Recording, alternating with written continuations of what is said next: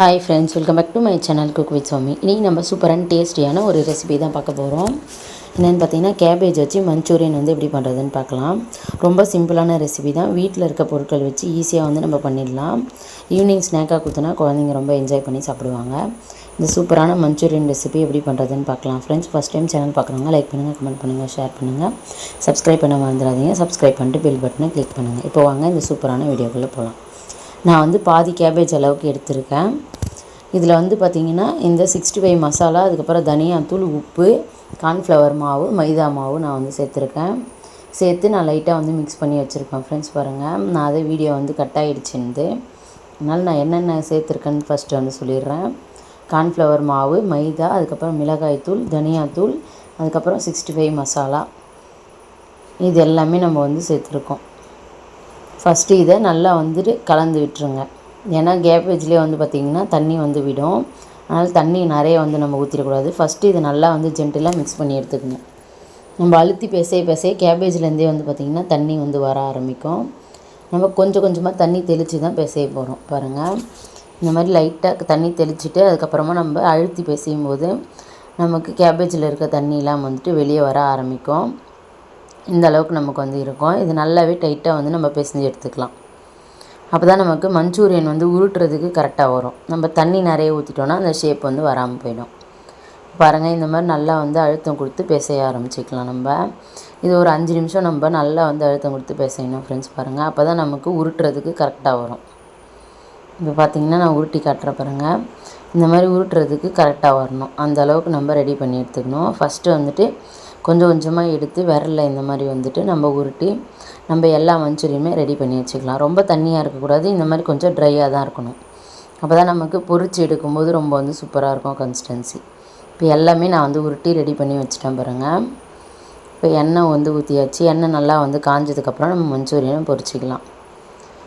இப்போ எண்ணெய் நல்லா வந்து காஞ்சிருச்சு. இப்போ நம்ம வச்சுருக்க மஞ்சூரியனை ஒன்று ஒன்றா போடணும். ஒரேடியாக நம்ம வந்து சேர்த்துடக்கூடாது ஃப்ரெண்ட்ஸ். ஒன்றோட ஒன்று ஒட்ட ஆரம்பிச்சிடும், நமக்கு பர்ஃபெக்டாக வராது. இந்த மாதிரி வந்து ஒன்று ஒன்றா தனித்தனியாக தான் சேர்க்கணும். இப்போ இது எல்லாத்தையும் நம்ம வந்து சேர்த்துட்டு இது நல்லா ஒரு 3லேருந்து 4 நிமிஷம் ஆகும் குக் ஆகிறதுக்கு. நல்ல ஒரு கலர் வந்ததுக்கப்புறம் நம்ம வந்து எடுத்துக்கலாம். இந்த மாதிரி நம்ம எண்ணெய் எந்த அளவுக்கு சேர்த்துருக்கோமோ அதுக்கேற்ற மாதிரி நீங்கள் மஞ்சூரியன் வந்து சேர்த்துக்கோங்க. இது நல்லா வெந்ததுக்கப்புறம் காட்டுறேன் பாருங்கள். இப்போ பாருங்கள், ஒரு 3லேருந்து 4 நிமிஷம் ஆகிடுச்சு. நல்லாவே மஞ்சூரியன் நமக்கு சூப்பராக ரெடி ஆகிடுச்சு கலர் மாதிரி. இப்போ நம்ம வேறு ஒரு பாத்திரத்துக்கு மாற்றிக்கலாம். உங்களால் எவ்வளோ சின்னதாக பண்ண முடியுமோ பண்ணுங்கள். ஏன்னா நம்ம மஞ்சூரியன் அதுக்கப்புறம் ஊறினதுக்கப்புறம் கொஞ்சம் பெருசாக தான் ஆகும். அதனால் வந்து குட்டி குட்டியாகவே போட்டுக்கோங்க. ரொம்ப பெருசாக போட்டாலும் நல்லா இருக்காது. இந்த ஷேப்பில் மீடியமாக வந்து போட்டுக்கோங்க. ஒரு சின்ன நெல்லிக்காய் சைஸ் அளவுக்கு போட்டோன்னா போதும். இப்போ நம்ம திருப்பியும் அடுத்து இருக்க பேட்சை நம்ம வந்து சேர்த்துக்கலாம். இது நல்லா வந்து ஃப்ரை ஆன பிறகு காமிக்கிற பாருங்கள். இப்போ பாருங்கள், நம்ம அடுத்து சேர்த்த பேட்சும் நல்லா வந்து ஃப்ரை ஆகிடுச்சு. இந்த அளவுக்கு நல்லா ஃப்ரை ஆகணும். அப்போ தான் நமக்கு மஞ்சூரியன் வந்து சாப்பிட நல்லா சாஃப்டாகவும், உள்ளே வெளியே கிறிஸ்பியாகவும், உள்ளே வந்து நல்லா சாஃப்டாகவும் இருக்கும். நல்லா வெந்தம் வந்து நமக்கு கிடைக்கும். ஒரு 4 நிமிஷம் ஆகும். பொறுமையாக வந்து குக் பண்ணுங்கள். இப்போ இது எல்லாத்தையும் நம்ம வந்து வேறு பவுலுக்கு மாற்றிக்கலாம். இந்தளவுக்கு நல்லா வந்து கலர் கோல்டன் ப்ரௌன் கலர் வரணும். வந்ததுக்கப்புறம் தான் நம்ம வந்து மாற்றணும். இப்போ இது எல்லாமே வந்துட்டு நம்ம எடுத்து வச்சுக்கலாம். இப்போ நமக்கு சூப்பராக வந்து மஞ்சூரியன் வந்து ரெடி ஆகிடுச்சு. இப்போ மஞ்சூரியன் வந்துட்டு மசாலா வந்து எப்படி பண்ணுறதுன்னு பார்க்கலாம். இப்போ இது மாதிரி எல்லாத்தையும் நம்ம பொரித்து எடுத்துக்கலாம். எடுத்து இது தனியாக வச்சுக்கலாம். இப்போ வேறு ஒரு பேன் வச்சுருக்கேன். அதில் வந்துட்டு எண்ணெய் கொஞ்சமாக வந்து சேர்த்துக்கலாம். கொஞ்சமாக வந்துட்டு சோம்பு சேர்த்துருக்கேன். இஞ்சி பூண்டு பேஸ்ட்டு, அதுக்கப்புறம் கருவேப்பிலை, பொடியாக வந்துட்டு வெங்காயம் கட் பண்ணி வச்சுருக்கேன். பொடியாக பூண்டு கட் பண்ணி வச்சுருக்கேன்.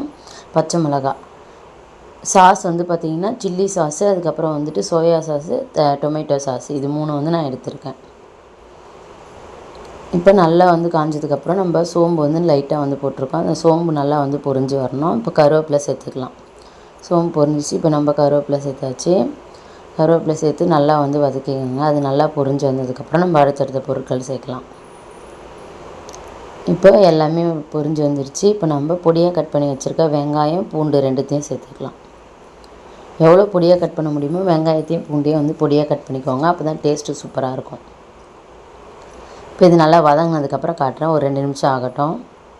இப்போ பார்த்திங்கன்னா 2 நிமிஷமாக நல்லா வதங்கிடுச்சு. இப்போ நம்ம கேப்சிகம் வந்து சேர்த்துருக்கோம். கேப்சிகமும் நல்லா வந்து வதங்கி வரணும். நல்லா வந்துட்டு கேப்சிகம் வதங்கணும். 2 பச்சை மிளகா, நான் வந்து 1 பச்சை மிளகா சேர்த்துருக்கேன். நான் கம்மியாக தான் குவான்டிட்டி பண்ணுறேன். நீங்கள் எந்த அளவுக்கு வந்துட்டு பண்ணுறீங்களோ அதுக்கேற்ற மாதிரி காரம் வந்து சேர்த்துக்கோங்க.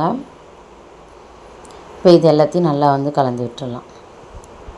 குழந்தைங்க சாப்பிட்றாங்கன்னா காரம் வந்து கம்மியாக சேர்த்துக்கோங்க. இல்லைனா வந்துட்டு காரம் நீங்கள் பெரியவங்க தானே காரம் நிறையவே சேர்த்துக்கலாம். இஞ்சி பூண்டு பேஸ்ட் வந்து சேர்த்துக்கலாம். இஞ்சி பூண்டு பேஸ்ட்டோட பச்சை வாசனை போகிற வரைக்கும் நம்ம வந்து வதக்கி எடுத்துக்கலாம். இப்போ இது எல்லாத்தையும் நல்லா வந்து ஜென்டிலாக மிக்ஸ் பண்ணிக்கோங்க. இஞ்சி பூண்டு சேர்த்து தான் அடி பிடிக்க ஆரம்பிக்கும். அதனால் நல்லா வந்து கலந்து விடுங்க. இந்த மாதிரி நல்லா வந்துட்டு எல்லா பக்கமும் இஞ்சி பூண்டு விடுற மாதிரி கலந்து விட்டுருங்க. இப்போ கொஞ்சமாக வந்துட்டு நான் மிளகாய்த்தூள் வந்து சேர்க்குறேன். இது தனி மிளகாய்த்தூள் தான் நான் வந்து சேர்த்துருக்கேன். கொஞ்சமாக வந்துட்டு தனியாத்தூள் சேர்த்துக்கலாம்.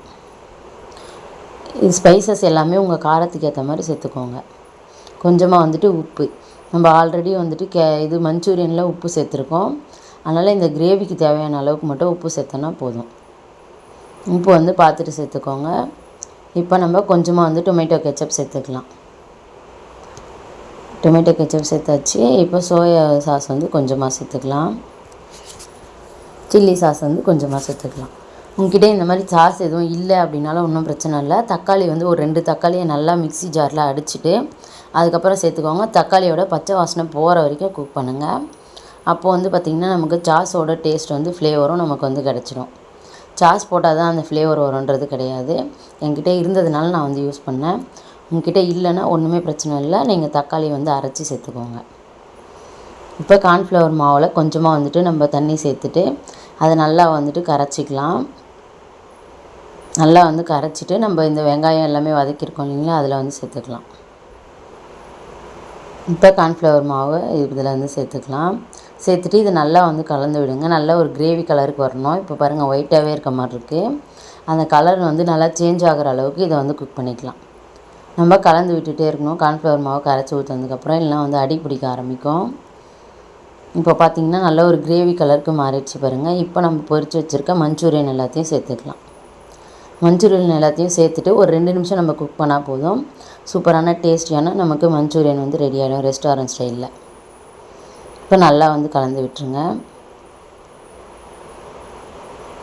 இப்போ எல்லாத்தையும் நல்லா வந்து கலந்தாச்சு. இது நல்லா வந்து திக்காகி வரணும் ஃப்ரெண்ட்ஸ். ஒரு 2 நிமிஷத்துக்கு அப்புறம் நான் காட்டுறேன் பாருங்கள். இப்போ 2 நிமிஷம் ஆயிடுச்சு. அதோட கன்சிஸ்டன்சி பாருங்கள், நல்லா திக்காகிடுச்சு சூப்பராக. மஞ்சூரியன் வந்து நமக்கு சூப்பராக ரெடி ஆகிடுச்சு. இப்போ வேறு ஒரு பவுலுக்கு மாற்றிக்கலாம். இப்போ பாருங்கள் மாற்றியாச்சு. கொஞ்சமாக வந்து கொத்தமல்லி தழை தூவி இறக்கிட்டோன்னா நமக்கு சூப்பரான டேஸ்டியான கேபேஜ் மஞ்சூரியன் ரெடி ஆகிடுச்சு. குழந்தைங்க ஸ்கூல் விட்டு வரும்போது இந்த மாதிரி டிஃப்ரெண்ட்டாக செஞ்சு கொடுக்கும்போது ரொம்ப என்ஜாய் பண்ணி சாப்பிடுவாங்க. ஹெல்த்தியாகவும் இருக்கும். தேங்க்ஸ் ஃபார் வாட்சிங். இன்னொரு சூப்பரான வீடியோவில் சந்திக்கலாம்.